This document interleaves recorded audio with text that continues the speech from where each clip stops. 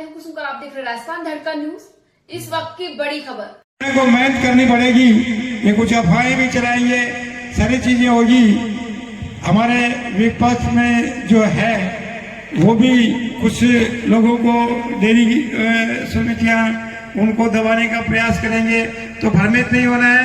हमें तो ये ध्यान रखना है कि हमारा जिला अलग हो गया, हमारे सारे जिला की व्यवस्थाएं अब केकड़ी से चलेगी और हमारे सदस्य डेयरी भी अपन उम्मीद करेंगे कि माननीय भाग्य जी जीत के जाएंगे। और हमारे जो नेताजी है जो अभी काम कराने के लिए अपने संकल्प ले रखे है, और ठंड में भी वो नंगे पांव घूमे थे और अब गर्मी में भी वो नंगे पांव घूम रहे हैं। तो अपने को काम की कमी नहीं होगी और काम अपना सारा होगा। जिला भी अपना केकड़ी बन गया, वो सुचारू रूप से चलेगा। मैं तो माननीय भाग्य जी से निवेदन करूंगा कि हमारे लाडले विधायक महोदय ने जो हमारे प्रण ले रखा है कि वो जो रोड आपका जो वो रोड जो इन्होंने प्रण ले रखा है, तो मैं तो आप सभी लोगों से ये निवेदन करना चाहूंगा कि मैं आपको नंगे पैर रहने के लिए तो नहीं आपको निवेदन करूं, क्योंकि नंगे पैर रहने का आवश्यकता है। जब दूसरी बार आप जीत के जाओगे तो तुरंत हमारे केकड़ी का और ये दूधू का जो सबका ध्यान रखते हैं, आप तुरंत हमारे विधायक महोदय जी को ये रोड पास करा के जूते पहनाएंगे।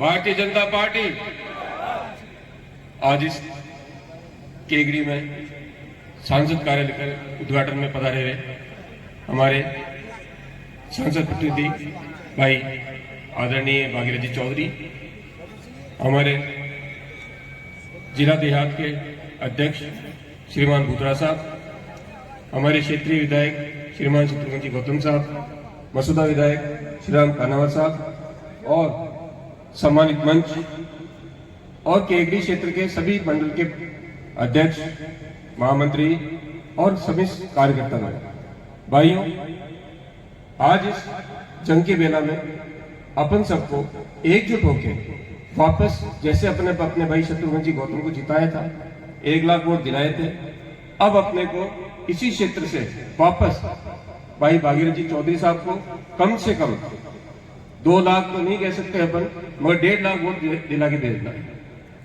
और भाइयों, क्योंकि अभी जैसे अगमी लाल जी ने फरमाया कि साहब जूते के लिए हम बोल नहीं सकते, अपने क्षेत्रीय विधायक जो कि सर्दी में जूते खोल के चले, सर्दी में तो मोजों से बचाव हो गया भाइयों, अब गर्मी में कार्य कराना होगा, तो ध्यान रखो अगर हमें गौतम जी जूता पहनाना है तो भागीरथी चौधरी जी ने जिताए भेजना और इतना जोरदार जितार भेजना कि आप हाथ पकड़ कैसे कहा कि चौधरी साहब माँ को 4 लेन पास करो ताकि माँ विधायक साहब जूता पहन सके, कराना काम। तो इसी साथ मैं अपना संबोधन खत्म करता हूँ। जय जय बीजेपी, जय जय राजस्थान। आज सांसद कार्यालय के उद्घाटन समारोह में हमारे मध्य विराजमान श्रीमान भागीरथ जी चौधरी, लोकप्रिय विधायक शत्रुघ्न जी गौतम, श्रीमान वीरेंद्र सिंह जी कानावत मसूदा विधायक, जिला अध्यक्ष देवीशंकर जी बूतड़ा, सम्मानित मंच एवं सभी केकड़ी के वरिष्ठ भारतीय जनता पार्टी के कार्यकर्ता बंधुओं, माताओं, बहनों, समय कम है। मैं तो श्रीमान सांसद जी को यही निवेदन करूंगा कि अभी तो हमारे विधायक जी ने खोले हैं जूते और आप न पे रहे तो पूरी जनता जूता खोले लिया, या नौबत ना आनी जाओ ज्यादा तो आप न करो, क्योंकि आप जानते हो मैं कितना पीछा पकड़ता हूं पिछले बार, और ज्यादा न क्यों। धन्यवाद। भारत माता की, भारत माता की, भारतीय जनता पार्टी जिंदाबाद। आप सबने सबसे पहले तो होली की राम राम, होली की हार्दिक बधाई और शुभकामनाएं। आज लोकसभा चुनाव के इस केकड़ी विधानसभा क्षेत्र के भारतीय जनता पार्टी के कार्यालय के उद्घाटन समारोह में मंच पर विराजमान हमारे वर्तमान और भावी सांसद आदरणीय भागीरथी चौधरी साहब, हमारे केकड़ी के यशस्वी विधायक भाई शत्रुघ्न जी, भारतीय जनता पार्टी के ऊर्जावान और यशस्वी देहात जिलाध्यक्ष आदरणीय देवीशंकर जी बूतड़ा साहब, आदरणीय वीरेंद्र सिंह जी कानौत साहब, सम्मानीय मंच, मातृशक्ति और उपस्थित कार्यकर्ता साथियों, बंधुओं, लोकसभा चुनाव आ रहे हैं। मैं सिर्फ 2 मिनट में अपनी बात कहना चाहूंगा क्योंकि समय कम और वक्त ज्यादा है।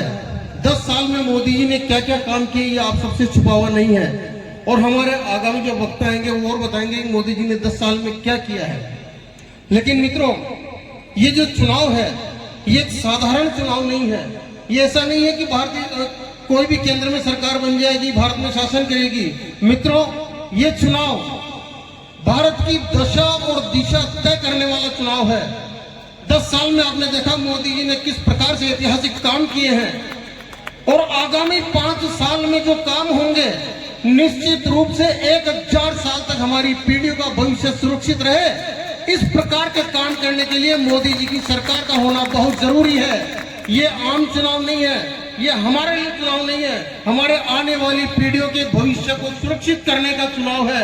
ये भारत माता को परम वैभव तक पहुंचाने का चुनाव है। ये अखंड और समृद्ध और सशक्त भारत बनाने का चुनाव है। इसलिए हम सबको कमर कस के और एकजुट होकर के भारतीय जनता पार्टी को अधिक से अधिक मतों से विजयी बनाए, इस संकल्प के साथ इस चुनाव में कमर कसकर मैदान में उतरना है। बंधु, हम सब भारतीय जनता पार्टी के कार्यकर्ता हैं। जनता के बीच में हम लोग जाते हैं, जनता हमसे पूछती है, बोलो भारत माता की, बीजेपी। मैं बोलूंगा तीसरी बार, आप बोलोगे मोदी सरकार। तीसरी बार मोदी सरकार, अब की बार मोदी सरकार, और अब की बार 400 पार, अब की बार 400 पार। आज विधानसभा क्षेत्र केकड़ी के इस सांसद कार्यालय के उद्घाटन में हमारे बीच हमारे भावी सांसद महोदय भागीरथ जी चौधरी, हमारे केकड़ी के लाडले विधायक शत्रुघ्न जी गौतम साहब। आज के इस ऐतिहासिक इस केकड़ी की इस नगरी में भारतीय जनता पार्टी केकड़ी विधानसभा क्षेत्र के इस कार्यालय के इस फारम में हमारे बीच में पधारे हुए, अभी देख रहे थे ना, दौड़ रहे थे, हमारे केकड़ी के बहुत जुझारू और ईंट का जवाब पत्थर से श्री शत्रुघ्न जी गौतम साहब, हमारे अजमेर देहात के जिलाध्यक्ष, राजस्थान में संगठन की दृष्टि से सबसे नंबर 1, और 2003 से 8 में मेरे साथी थे विधायक आदरणीय देवी सिंह जी भूतड़ा साहब, हमारे अजमेर लोकसभा क्षेत्र के संयोजक, और सबसे सरल सीधे, कभी मंच पे अभी बैठने लगे हैं, कभी मंच पे नहीं बैठते थे, और अब कोई कार्यक्रम होते तो पीछे रहते थे। ऐसे मसूदा के विधायक भाई वीरेंद्र सिंह जी कानाव साहब, हमारे माता की जोर से आनी चाहिए आवाज। भागीरथ जी को लगना चाहिए कि केकड़ी के कार्यकर्ताओं ने पायचे मान लिए हैं, कमर कस ली है, और चुनाव के इस मैदान में, इस रण में अब ये बिल्कुल कूद गए हैं, इसलिए जोर से आनी चाहिए। भारत माता की, भोजन की व्यवस्था भी रखी है, चिंता मत। भारत माता की।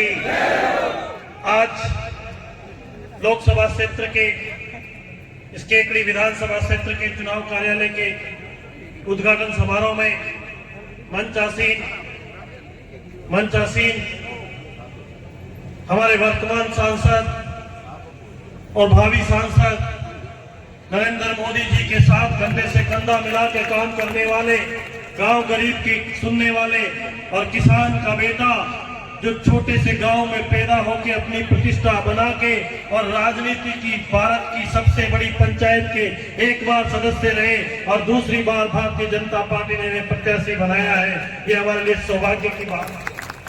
और इनकी खासियत आप सब जानते हो कि जाट कुल में पैदा हुए, लेकिन बुद्धि से ये महाजन से कम नहीं। तो इसलिए ऐसे व्यक्तित्व के धनी को भारतीय जनता पार्टी ने जब राजस्थान में कितने ही सांसदों के टिकट काटे, लेकिन भागीरथ जी को वापस टिकट देके हमारे बीच भेजा है। ऐसे हमारे भागीरथ जी चौधरी, एक बार जोरदार तालियों से आपका स्वागत करते हैं। हमारे जिले के जिलाध्यक्ष बड़े भाई, जिनका संगठन का काम राजनीतिक क्षेत्र में कंधे से कंधा मिलाकर यशस्वी देवीशंकर जी भूतड़ा, जिनके नेतृत्व में कितने ही चुनाव हुए, चाहे जिला परिषद के हो, चाहे पंचायत के हो, चाहे लोकसभा के हो, चाहे विधानसभा के हो।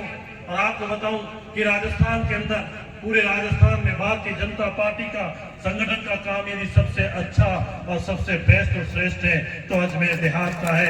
ऐसे जिले के जिलाध्यक्ष आदरणीय देवीशंकर जी भूतड़ा साहब, मेरे बड़े भाई और संगठन से राजनीति में प्रवेश किया, जिनको 5 नवंबर को भारतीय जनता पार्टी ने टिकट काट के दूसरे व्यक्ति का और इनको भेजा। इनको पता भी नहीं था टिकट मिलेगा कि नहीं मिलेगा, और अचानक कहा कि आपको चुनाव लड़ना है। और अजमेर जिले में सबसे ज्यादा वोटों से जीतने वाले आदरणीय वीरेंद्र सिंह जी खारावत साहब, मंचासीन हमारे प्रधान साहब मनोहर सिंह जी, पूर्व विधायक गोपाल जी धोबी, राजेंद्र जी विनायका साहब, हमारे बघेला राव साहब, दरबार साहब, हमारे भगामीलाल जी जिला अपने उप जिला प्रमुख, हमारे मंडल अध्यक्ष सारे, गोविंद सिंह जी, भूपेंद्र सिंह जी, पूर्व प्रधान भाजपा के वरिष्ठ नेता, सम्मानित मंच, मातृशक्ति मेरे सामने विराजमान, महिला मोर्चा, महिलाओं का नेतृत्व करी महिलाएं, और जिले के इस केकड़ी विधानसभा क्षेत्र के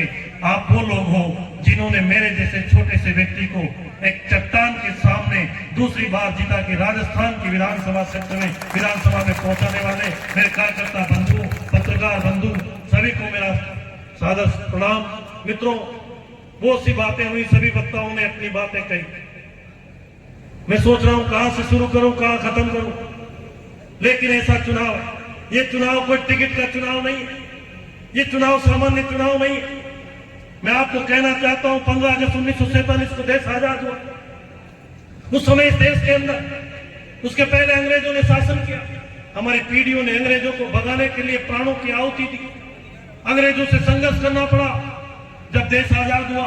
और जब अंग्रेज इस देश में नहीं आए थे, उसके पहले इस देश में अफगानिस्तान से, कजाकिस्तान से मुगलों ने लंबे समय तक शासन किया। और मुगलों का जो शासन था, आपने देखा होगा, हमारे धार्मिक स्थानों को तहस नहस कर दिया।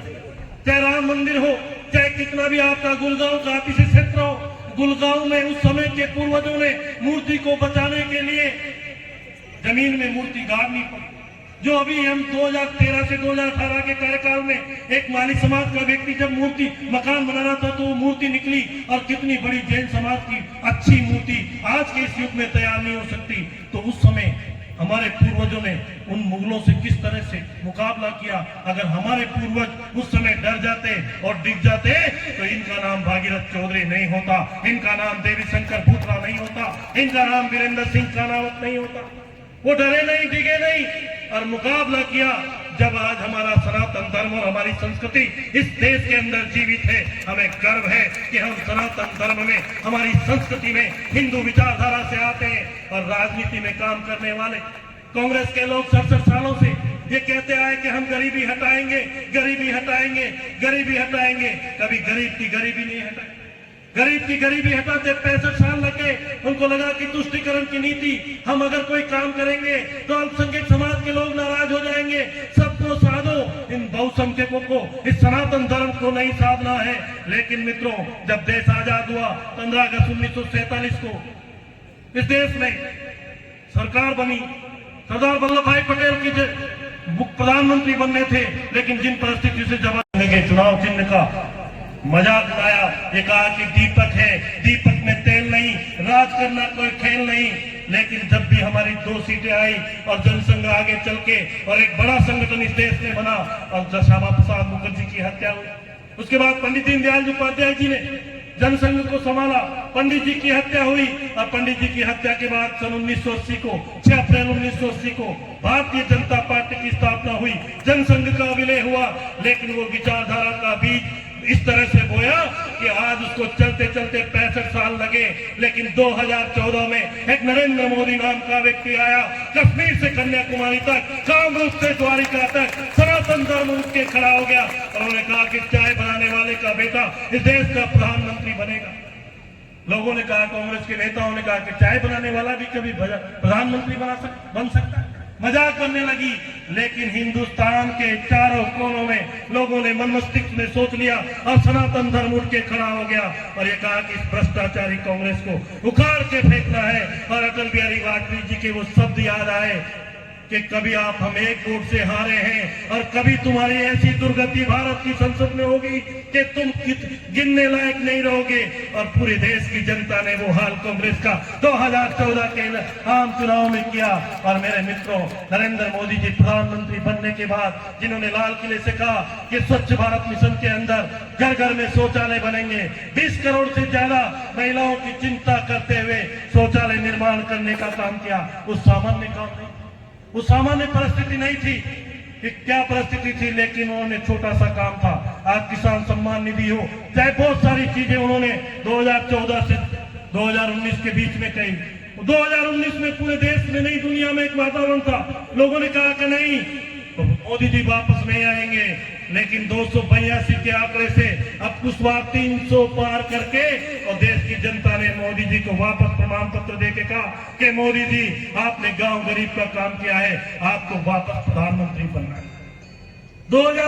जब 6 अप्रैल 1980 को भारतीय जनता पार्टी बनी, तब से लेके अब तक, जनसंघ से लेके अब तक एक ही बात होती थी, जब चुनाव का कोई भी चुनाव आए, चाहे वार्ड मेंबर का आए, चाहे लोकसभा का आए, चाहे विधानसभा का आए, चाहे नगर पालिका का आए, एक ही चीज लिखते थे, कश्मीर में धारा 370 खत्म होगी, राम मंदिर बनेगा। कांग्रेस के लोगों के मन में पीड़ा होती थी, वो कहते थे तारीख तो बताते जाओ 370 कब हटेगी। लेकिन आपके एक वोट की ताकत से 5 अगस्त 2019 को भागीरथ जी भी मौजूद थे देश की संसद के अंदर, और इस तरह का कांग्रेस के लोगों ने बड़ा होगा, कांग्रेस के लोगों ने कहा कि 370 हट गई तो खून की नदियां बह जाएगी, देश में आतंकवाद पनप जाएगा।